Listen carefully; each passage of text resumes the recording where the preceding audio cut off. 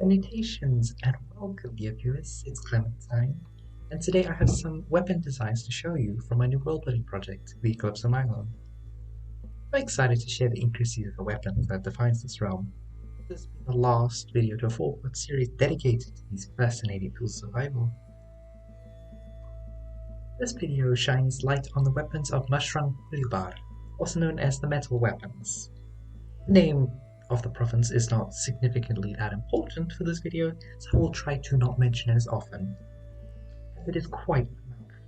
Instead, I'll rather be referring to them as metal weapons. Occasionally, I may reference the province itself. Centuries have witnessed the enduring legacy of obsidian weapons, an integral part of the cultural survival. Within the desert of Sembar, obsidian is abundant, but it is not the only material to find use, given the delicate nature of it. The province of Mashram-Puribal has adopted the practice of making metal weapons, as they're significantly more durable and easy to replace. Most provinces are still using obsidian or a range of bludgeoning weapons from the previous video. However, the inclusion of these metal weapons is slowly taking over within the contemporary era. Blades are more slashing in nature, with it being given the title of a hybrid weapon, with it not entirely being considered a bludgeoning weapon. These weapons are characterized by their distinctive use of bronze, choosing towards strength, malleability, and abundancy of the base materials to make the bronze. In addition, these weapons can be poured into molds, unlike steel or iron. Although they may be weaker than iron or steel, the durability compared to obsidian is huge. It is also really easy to put patterns on the blade using molds, leading to each faction of the province having distinct designs. In terms of handles, Hippo ivory is the material of choice, being imported from the province Yaradkot, the province of this project's focus. The ivory offers a smooth and sturdy grip. In addition, it adds a touch of elegance to the weapon when carved.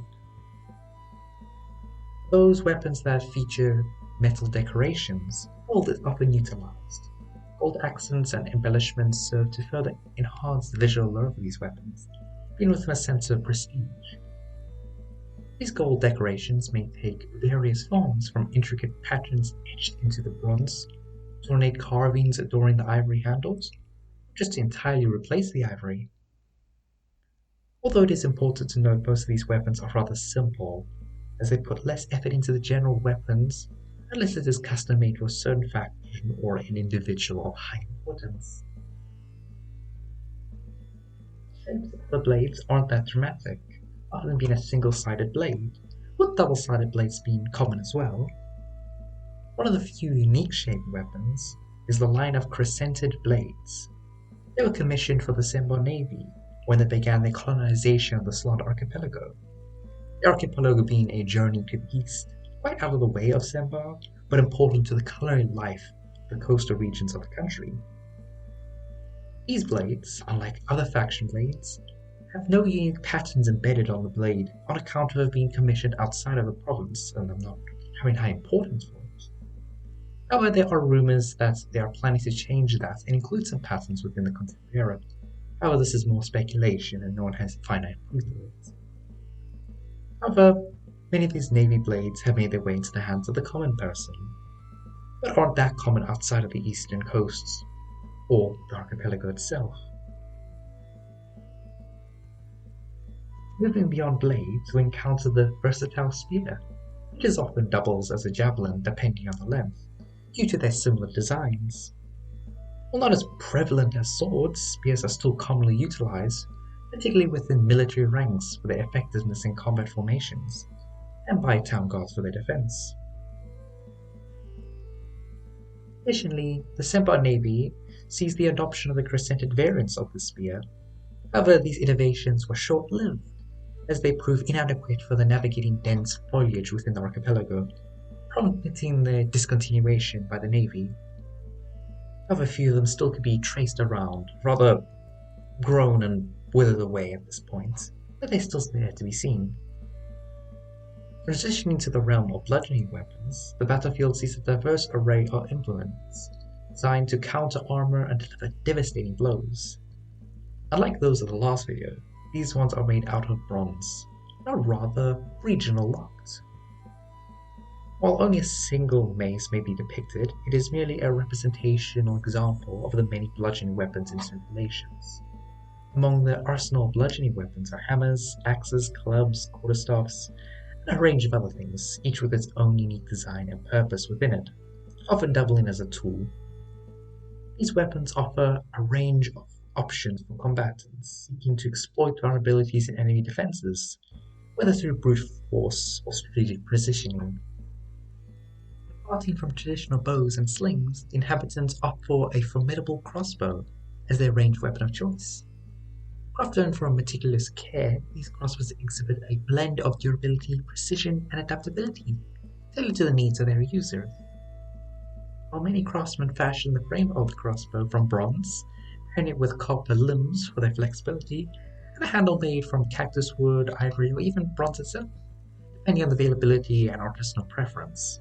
A range of other materials can also be used, but they're not worth mentioning right now as they are more unique cases than customary standard. The bolts, the projectiles for the crossbow, are crafted from a variety of materials. Metals often being preferred for their ease of shaping and durability. From bronze to gold, these bolts are meticulously crafted to ensure accuracy and penetration, often a lethal means of engaging targets at range. Certain reeds can also be used, but aren't as practical as the metal ones, and typically being used in lower classes. Interestingly, despite the lack of metal weapons among other provinces, the crossbow is one of the exceptions, as it has rapidly been adopted amongst the upper classes of society. The strength emerging from the difficulty to find materials for traditional bows, and the drawbacks that slings bring. Some provinces have also started to dedicate funds to making their own crossbows with whatever materials they have available.